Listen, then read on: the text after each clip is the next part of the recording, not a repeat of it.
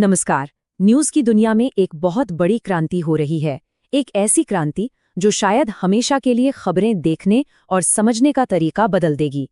और कमाल की बात यह है कि इस क्रांति के पीछे कोई इंसान नहीं बल्कि कोड और एल्गोरिथम्स हैं। मिलिए सना से, भारत की सबसे नई प्राइम टाइम न्यूज एंकर। वो कई भाषाएं बोल सकती हैं, कभी थकती नहीं है, कभी छुट्टी नहीं लेती। और हाँ, वो असली इंसान नहीं है। मार्च 2023 में जब इंडिया टुडे ग्रुप ने सना को देश की पहली एआई न्यूज एंकर के तौर पर लॉन्च किया, तो पत्रकारिता के भविष्य को लेकर एक जबरदस्त बहस छिड़ गई। जाने माने पत्रकार सुधीर चौधरी के इन शब्दों के साथ ही सना को दुनिया के सामने लाया गया। ये सच में एक ऐतिहासिक पल था जब एक मशीन ने प्राइम टाइम न्यूज़ की कमान संभाली। और देखिए, पहली नज़र में सना काफ़ी इंप्रेसिव लगती हैं। उनका लुक, उनके एक्सप्रेशंस, सब कुछ काफ़ी असली जैसा है। लेकिन जैसे ही वो बोलना शुरू करती हैं, कुछ खटकता है। उनकी आवाज़ में एक रोबोटिक टोन है, एक बेजानपन जो इंसानी भावनाओं से बिल्कुल खाली है। कभी-कभी तो वो हिंदी के कुछ शब्दों का उच्चारण भी ठीक से नहीं कर पाती। और ये कहानी सिर्फ सना तक ही सीमित नहीं है। अरे, ये तो पूरे भारत में एक नया ट्रेंड बन गया है। इंडिया टुडे के बाद ओडिशा टीवी ने अपनी एआई एंकर लीसा को लॉन्च कर दिया, जो भारत की पहली क्षेत्रीय एआई न्यूज एंकर बनी। फिर देखते ही देखते न्यूज 18 की एआई कौर और पावर टीवी की सौंदर्या भी इस दौड़ में शामिल हो गईं। मतलब नेशनल से लेकर रीजनल चैनलों तक एआई एंकरों की लाइन लग गई है। तो सवाल ये उठता है कि आखिर न्यूज़ चैनलों को अचानक इन एआई एंकरों से इतना प्यार क्यों हो गया है? क्या ये सिर्फ टेक्नोलॉजी का कमाल है या इसके पीछे की कहानी कुछ और ही है? सच तो ये है कि इस इनोवेशन के पीछे सिर्फ टेक्नोलॉजी नहीं, बल्कि एक बहुत बड़ी आर्थिक सच्चाई भी छिपी हुई है। इस पूरे खेल के पीछे की सबसे बड़ी वजह है पैसा। एक न्यूज़ चैनल के मुताबिक एक अच्छे ह्यूमन एंकर को रखने का महीने का खर्च लगभग 70 से 80 हजार रुपये तक आता है। वहीं दूसरी तरफ एक एआई एंकर की लागत सिर्फ 7 से 8 हजार रुपये महीना। मतलब सीधा सीधा 10 गुना का फर्क। ये सिर्फ कोई नई टेक्नोलॉजी नहीं है, बल्कि ये न्यूज़ इंडस्ट्री के लिए पैसे बचाने का एक जबरदस्त तरीका है। तो बात सिर्फ इनोवेशन या आगे बढ़ने की नहीं है, बात है सर्वाइवल की।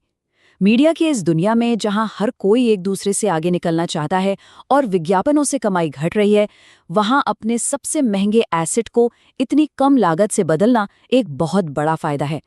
ये बस टिके रहने की लड़ाई है। चलिए, ये तो मान लिया कि ये सस्ता है, पर क्या जो चीज़ सस्ती है वो बेहतर भी है? अब जरा इस टेक्नोलॉजी की कमियों और इसकी सीमाओं पर भी नजर डालते हैं। देखिए, एआई एंकरों की सबसे बड़ी दिक्कत है उनकी एक जैसी बिना इमोशन वाली डिलीवरी। उनमें कोई दुख भरी खबर को दुख के साथ या किसी अच्छी खबर को उत्साह के साथ बताने वाली भावनात्मक बारीकी होती ही नहीं। और तो और एआई में हैलुसिनेशंस का भी खतरा होता है। मतलब वो ऐसी बातें भी बना सकता है जो असल में कभी हुई ही नहीं।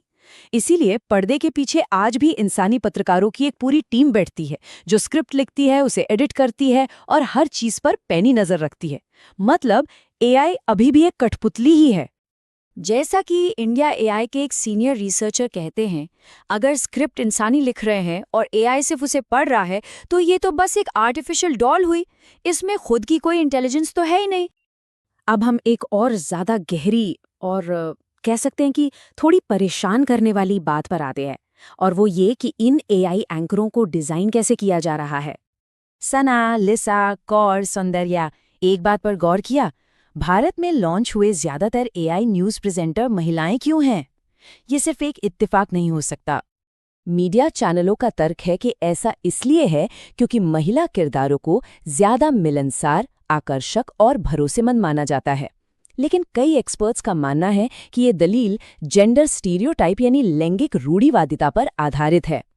वरिष्ठ पत्रकार पैमेला फिलिपोस के मुताबिक ये डिजाइन चॉइस बिल्कुल भी न्यूट्रल नहीं है। ये सुंदरता के उन्हीं पुराने और संकीर्ण पैमानों को बढ़ावा देती है जहां एक महिला प्रेजेंटर को युवा, दुबला और गोरा ही होना चाहिए। उनका मानना है कि ये टेक्नोलॉजी समाज को आगे ले जाने के बजाय हमारे समाज में पहले से मौजूद पूर्वाग्रहों को और भी ज्यादा गहरा कर सकती है। और यहीं से एक बहुत बड़ा और गंभीर सवाल खड़ा होता है। अगर एक एआई हमारे सामाजिक पूर्वाग्रहों की नकल कर सकता है, तो सोचिए ये और किस किस चीज की नकल कर सकता है। अब हम इस कहानी के सबसे अहम और शायद सबसे खतरनाक पहलू पर आते हैं। क्या एआई एंकर दुष्प्रचार या प्रोपेगेंडा फैलाने का एक अचूक हथियार बन सकते हैं?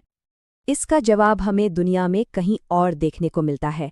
चीन में सरकार से जुड़ी संस्थाओं ने वुल्फ न्यूज़ जैसे नकली चैनलों के लिए डीप फेक न्यूज़ एंकरों का इस्तेमाल किया है।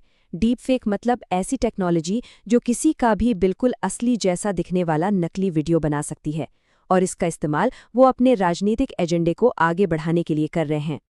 और यही तो सबसे बड़ा खतरा है। एक असली पत्रकार की अपनी अंतरात्मा होती है, अपना ज़मीर होता है। वो किसी गलत स्क्रिप्ट पर सवाल उठा सकता है, उसे पढ़ने से मना कर सकता है। लेकिन एक एआई एंकर, उसकी कोई अंतरात्मा नहीं होती। वो कोई भी स्क्रिप्ट, चाहे वो कितनी भी झूठी या खतरनाक क्यों ना हो, पूरे भरोसे और अधिकार के साथ पढ़ देगा।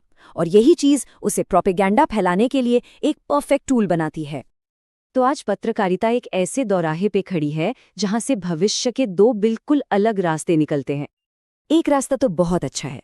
सोचिए, एआई एंकर मौसम और स्टॉक मार्केट जैसे रूटीन खबरें दें, और असली पत्रकार अपना पूरा समय और एनर्जी बड़ी बड़ी इन्वेस्टिगेटिव स्टोरीज पर लगाएं। ये इंसान और मशीन के बीच एक जबरदस्त पार्टनरशिप होगी। लेकिन एक दूसरा अंधेरा रास्ता भी है, जहां ज्यादातर चैनल सिर्फ पैसे बचाने के लिए एआई एंकरों को अपना लेंगे, जिससे बड़े पैमाने पर लोगों की नौकरियां जाएंगी और खबरें बस एक आत्माहीन ऑटोमेटेड चीज बनकर रह जाएंगी। और ऐसे में मीडिया पर से भरोसा पूरी तरह उठ सकता है। तो आखिर में ये लड़ाई इंसान बनाम मशीन की नहीं है, ये लड़ाई है सही और गलत इस्तेमाल की।